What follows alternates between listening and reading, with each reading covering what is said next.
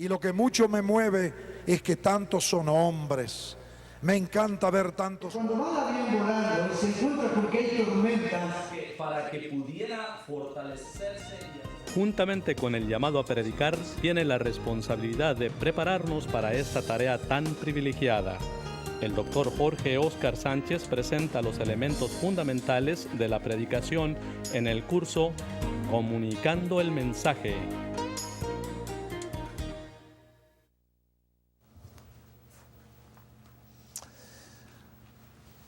Cuando hay niebla en el púlpito, se produce una llovizna en la audiencia. Cierto día el esposo regresó a su casa luego del culto del día domingo. La esposa no le había podido acompañar porque uno de los niños estaba enfermo. Comenzaron a charlar acerca de lo que había pasado en la reunión y la esposa le pregunta, ¿de qué habló el pastor hoy? El esposo pensó y dijo, habló del diablo. ¿Qué dijo del diablo? Que es malo. Es todo lo que se podía acordar. Le pregunto, ¿de qué habló el pastor el último domingo? ¿Se puede acordar de qué tema estuvo compartiendo con usted?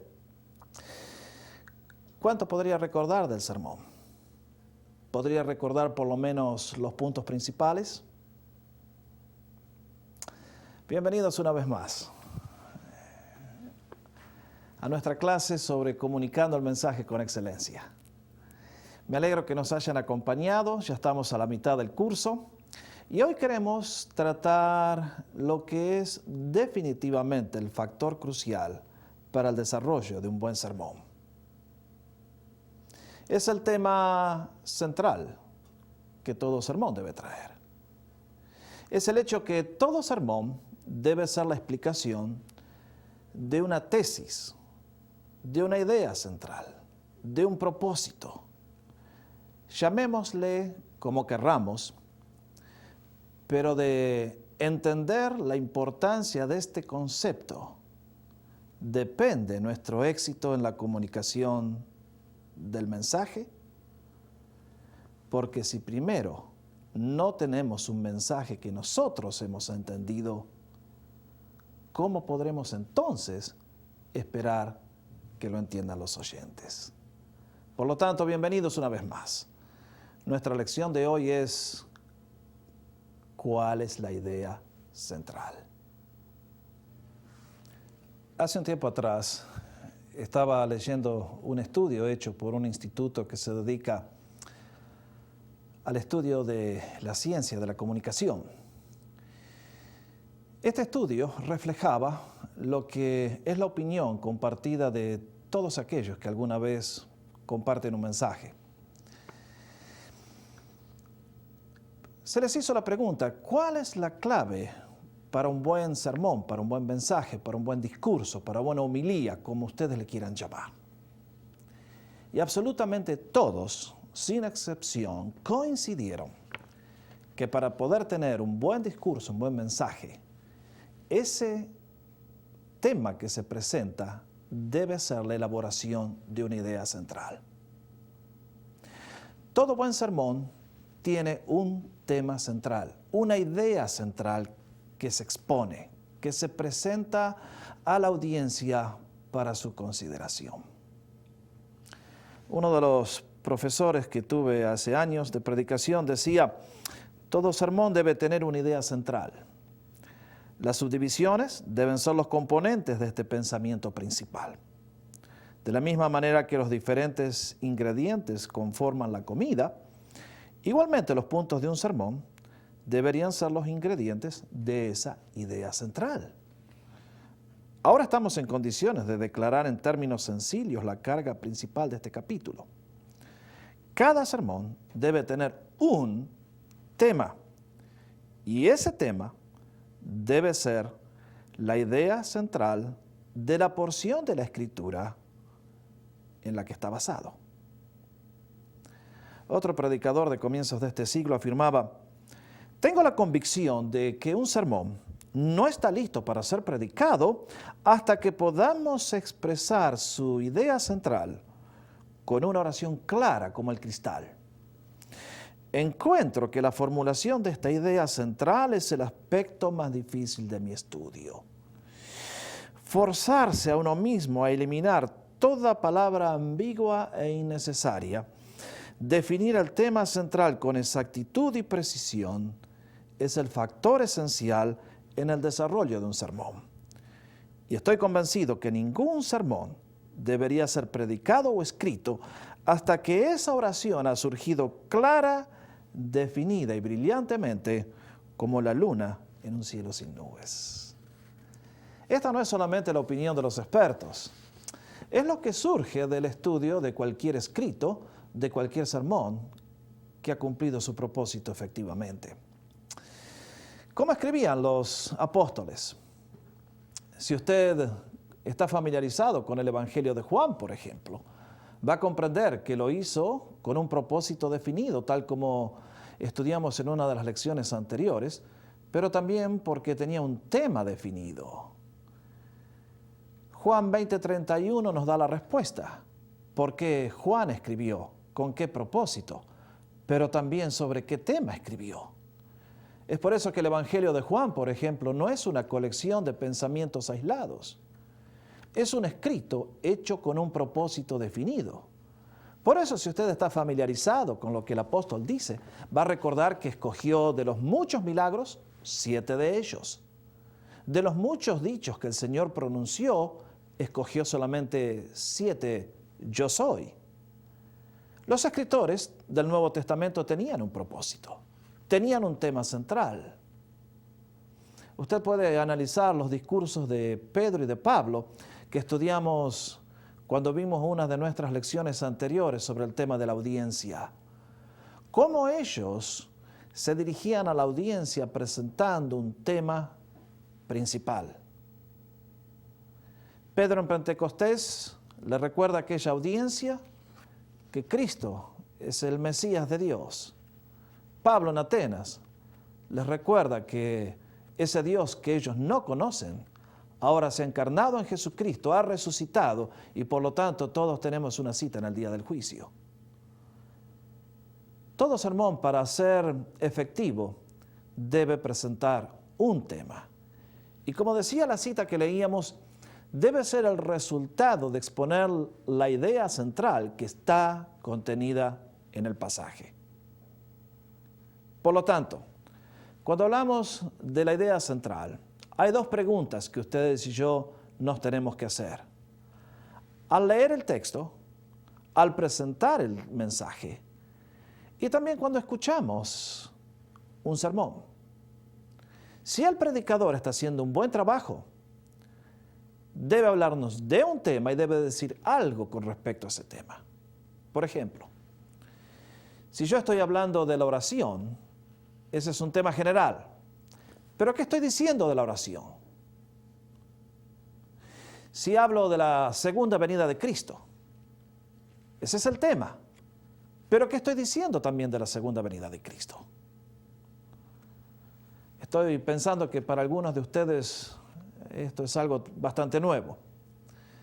No me sorprende que tal vez hayan estado expuestos a muchos predicadores cuyo sermón, en lugar de parecerse a un menú bien ordenado, se asemeja más bien a una ensalada. Bueno, por eso es que hay tanta confusión a veces en los púlpitos y mucho más en la audiencia. Las personas tantas veces salen de la iglesia y no pueden decir ni siquiera el tema, mucho menos de lo que hablamos. Por eso, vamos a tomar la Biblia y vamos a dar algunos ejemplos concretos de lo que significa descubrir la idea central del pasaje y luego desde ella presentar un tema lógico, ordenado, que atrape la mente humana y de ahí pase al corazón. Un pasaje excelente sobre el cual podemos hacer un muy buen ejercicio sobre este tema que estamos tratando hoy es 1 Corintios 13. Ese es un capítulo que estoy seguro que todos conocen muy bien. No me sorprendería que la mayor parte de la clase inclusive lo haya memorizado. Les puedo pedir que por favor se dirijan a 1 Corintios 13. Lean el capítulo y hagan las dos preguntas que les acabo de mencionar. ¿De qué habla el apóstol Pablo? ¿Cuál es su tema? Y luego, la segunda pregunta. ¿Qué dice de lo que habla? ¿Qué dice acerca de ese tema que él está exponiendo? Detengan el video y luego compartimos un poquitito juntos acerca de lo que es descubrir la idea central. ¿Estuvieron estudiando el tema? Muy bien. 1 Corintios es un párrafo bien conocido de la Escritura. A mí me lo hicieron memorizar cuando tenía 8 años. Mi pastor tenía buena visión. Sabía lo que era importante para cada uno de aquellos que éramos jóvenes. Y estoy seguro que ustedes lo tienen que haber leído, lo tienen que haber escuchado predicar en un culto de domingo, en una boda, lo tiene que haber escrito tantas veces. 1 Corintios 13 es un capítulo apasionante. Aquí tengo en mi Biblia, en mis manos, el Nuevo Testamento. Y vaya, esto no debería ser propaganda comercial, pero uno de los consejos que le doy a mis estudiantes es que traten de conseguir este Nuevo Testamento que tengo aquí en las manos, que es 4 versiones paralelas. Fue producido por la editorial Vida y en él ustedes pueden encontrar básicamente la versión del 60, la versión popular,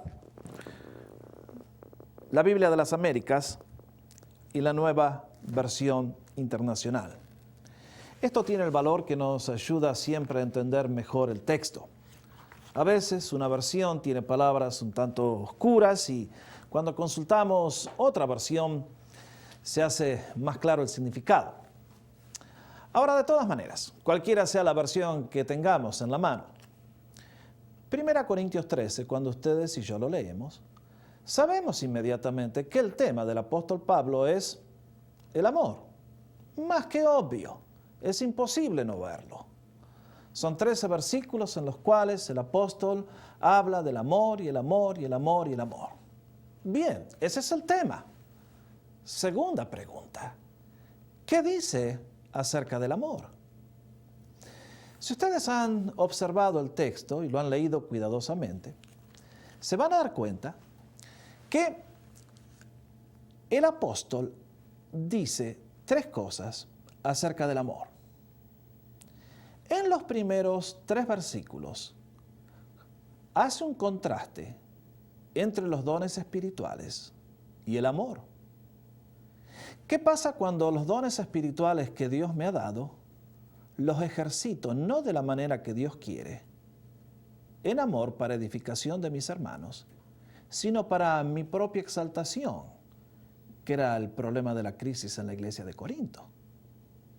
Entonces, en esos 3 versículos, va a hablar del don que más le interesaba a los corintios, que era el don de lenguas. Va a hablar del don que más le interesaba a él, que era el don de profecías. Y va a hablar inclusive del don de mover montañas y de hacer un sacrificio tremendo en el servicio. Pero no interesa qué don sea, si no está sustentado sobre una base de amor, el apóstol Pablo va a afirmar algunas cosas bastante drásticas. Ustedes las conocen.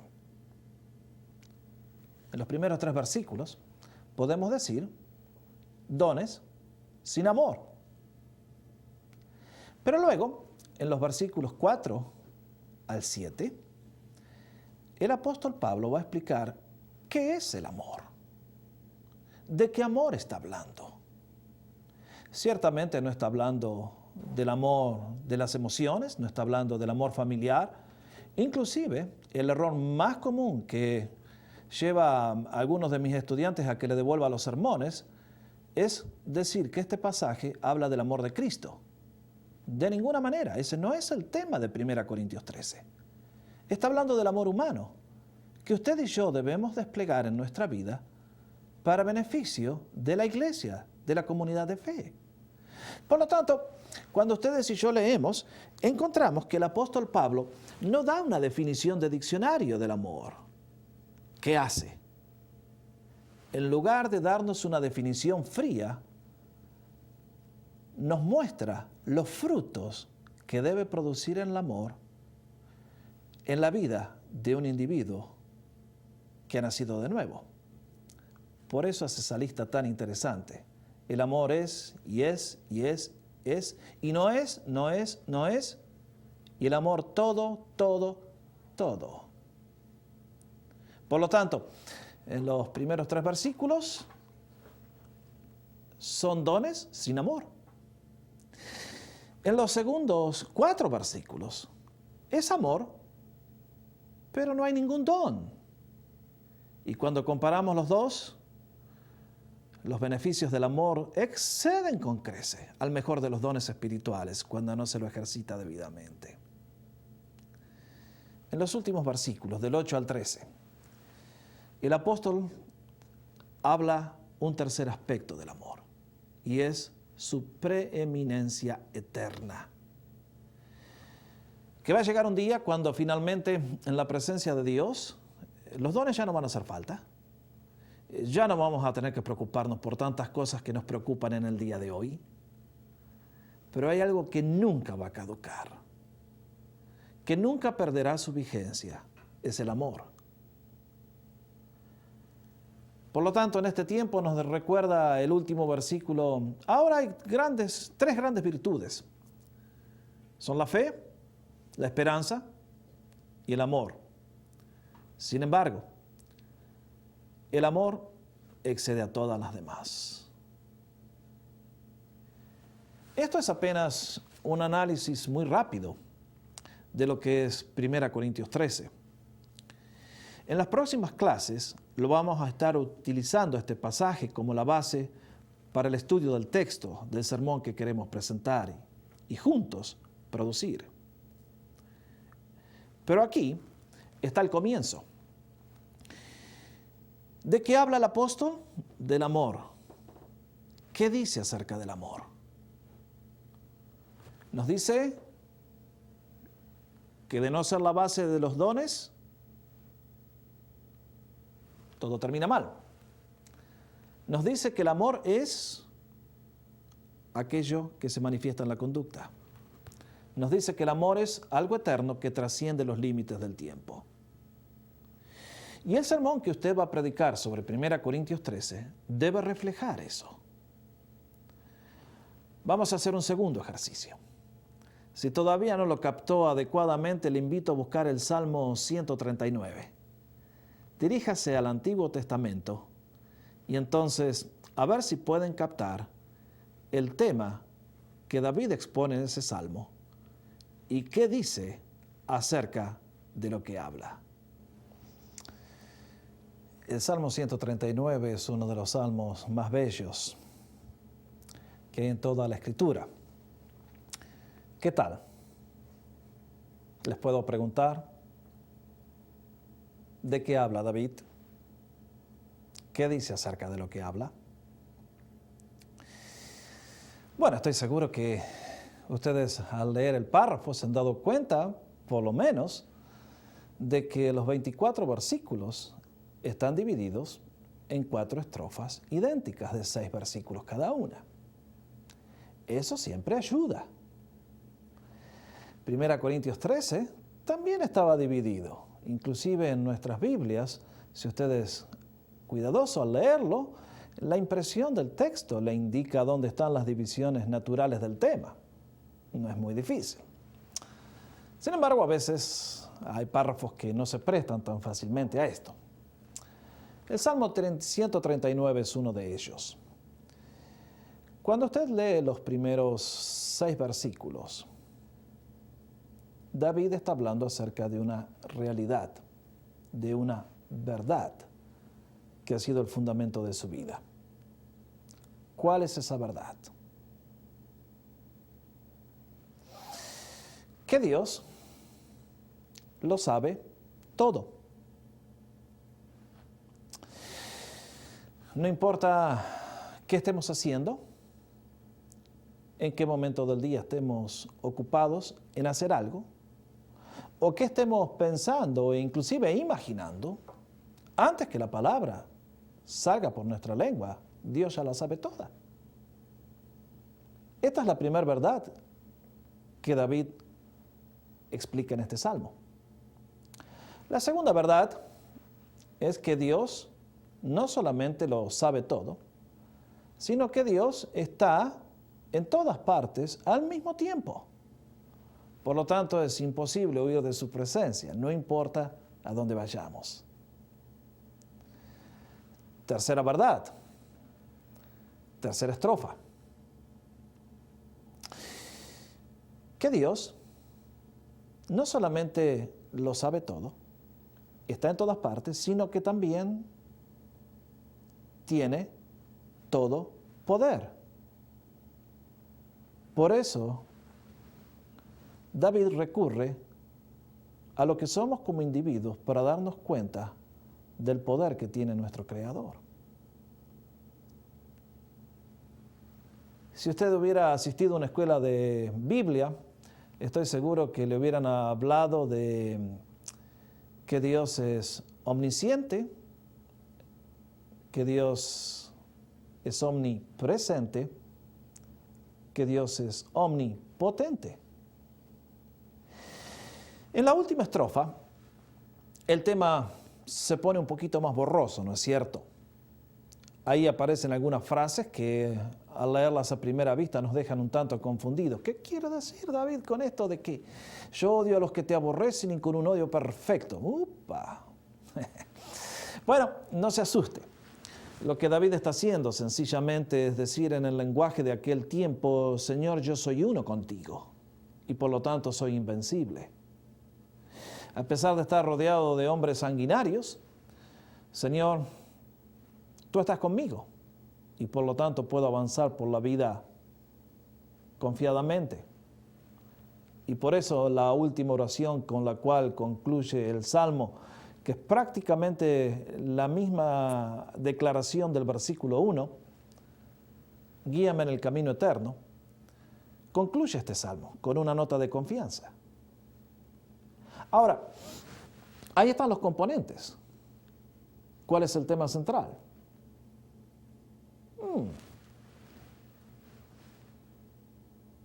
Un día predicando a mi congregación sobre este pasaje, el título que le di al sermón fue ¿Cuánto sabe Dios de mí?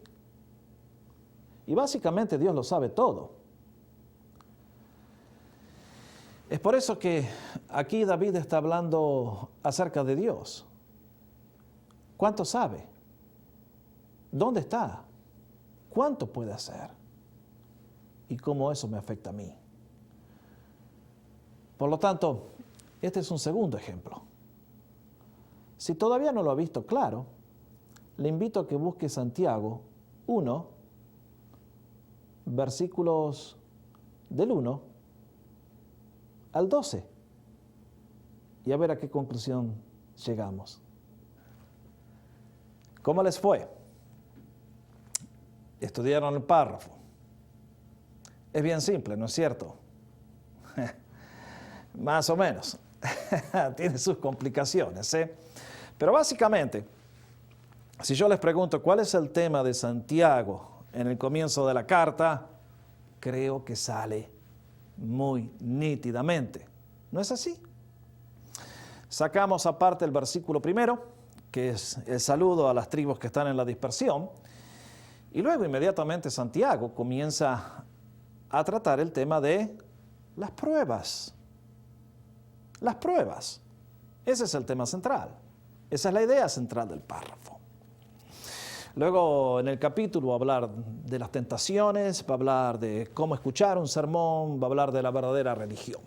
Pero al menos en este comienzo, dirigiéndose a una audiencia específica que está pasando un tiempo de persecución, tiene que tratar el tema de las pruebas. ¿Qué dice acerca de las pruebas?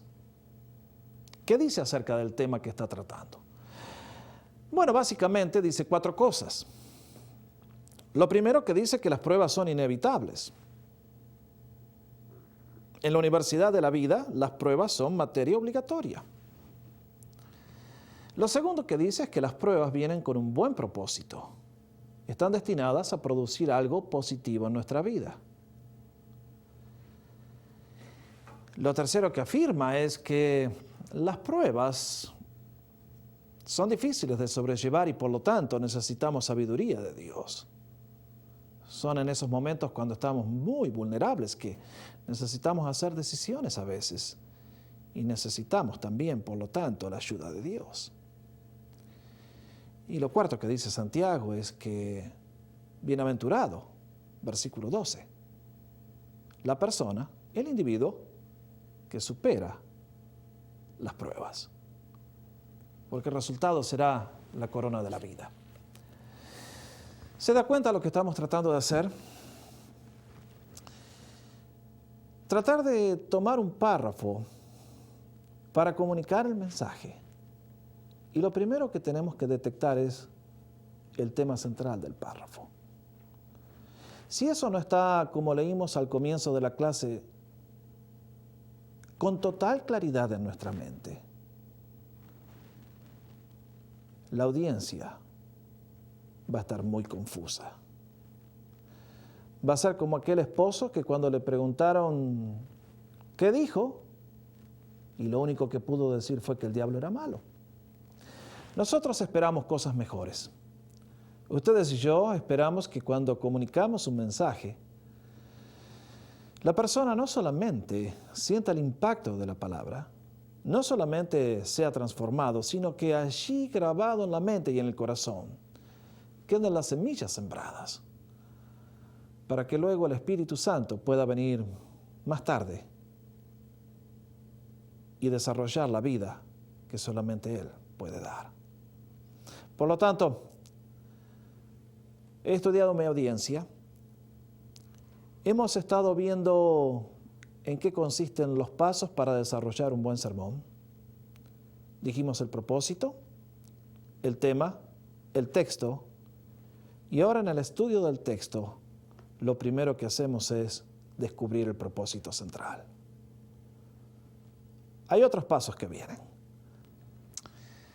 No lo olviden entonces.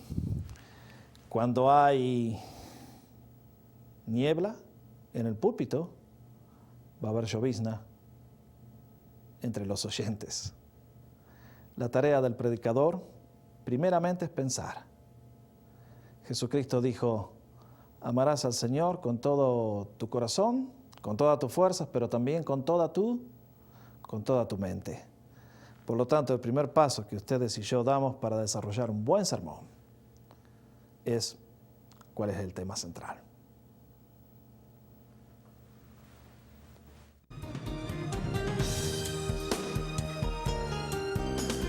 Concluimos por hoy. Repase el material en sus notas y trabaje en el ejercicio para cimentar las ideas presentadas. Hasta la próxima.